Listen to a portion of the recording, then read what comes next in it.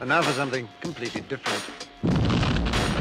Forget everything you've been told by others before. Get ready for the real deal, the full story, the whole enchilada. It's the Lance Roberts Show, presented by Clarity Financial. It's life, money, and sweat equity. Now, welcome in to the Lance Roberts Show. And welcome to this post-midterm election show of the Lance Roberts Show right here at realinvestmentadvice.com. Be sure and get by the website and get all of our daily podcasts, as well as subscribe to our YouTube channel. It's simply youtube.com/the Lance Roberts Show.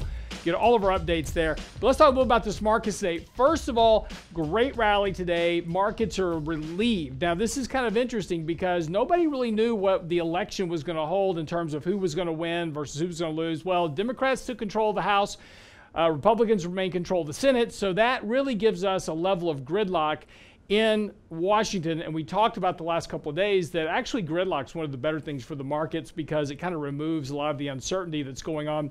And with that, though, we saw a nice rally in the markets. Markets are up about 2% today overall. Now, that's the really good news. Now, the not so good news is that we're still below technical trends at this point. The 50-day moving average still sitting right above us. And basically all we've done now is really recover back to where we were just previous to this actual downside break that we saw earlier. So we've had this nice retracement, and we talked about the fact that the markets were extremely oversold here, and that because markets had gotten so oversold on a weekly basis that we were likely to see a fairly strong rally. And that's what we've done, is what we've had a nice rally, but we are still well below these highs that we had back earlier this year. And again, the markets are still really more or less within a downward trend at this point. But the not so good news here is that that really oversold condition that we had just a couple of weeks ago, well, now that is completely gone. We are now back to well overbought conditions.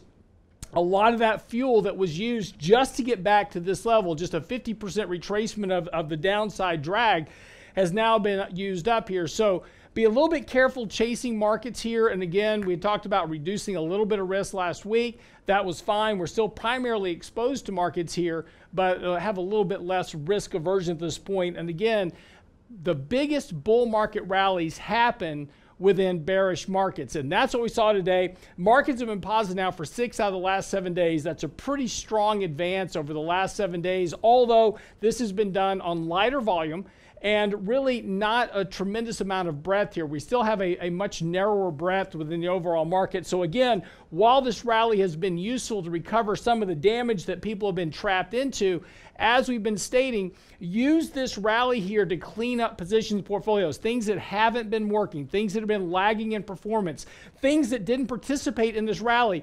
Let those things go, because even if this market rallies further from here, that's great. We can always buy some new positions that have been previously beaten down. They're now in good positions to buy. But more importantly, if this market rolls back over, things that didn't perform on the way up tend to perform worse on the way back down again. So again, just kind of monitor your portfolio, monitor your positions here, understand that there is still risk in the markets. And again, because of the fact that we've eaten a lot up of that overbought condition, or that oversold condition is now gone, it leaves us a lot less room on the upside here. And again, just another view of this on a longer term basis. We are simply just in the process of recovering. We did get back above longer term moving averages. The important thing here is now going to be that this market does not come back down and violate that longer term moving average. We need to start establishing a pattern of the market moving up at this point. Otherwise, we're going to come back down and retest lows. And the retest of lows is something that's very likely could happen here in the next couple of weeks. And again, we really haven't changed the dynamics of things. And more importantly, what is happening now in Washington is potentially more gridlock. We're going to have a lot more infighting potentially. That's going to potentially weigh on markets, particularly if there's lack of clarity about policy. So keep a watch on this and your money. And of course, stick around at our website, realinvestmentadvice.com, and get all of our latest updates and posts. And of course, our YouTube channel, make sure you subscribe there for our daily updates, because coming up next, we've got a great interview with Mike Shedlock. He is a writer, an economist, a global economist, great views from all around the world, how it potentially affects our market now that we've got the midterm elections behind us. What does he expect? We're going to talk about that next, right here on the Lance Roberts Show with Mike Shedlock. Don't go away. Get daily investment news you can use, delivered at the speed of the internet. Sign up for Lance's newsletter now at lancerobertshow.com.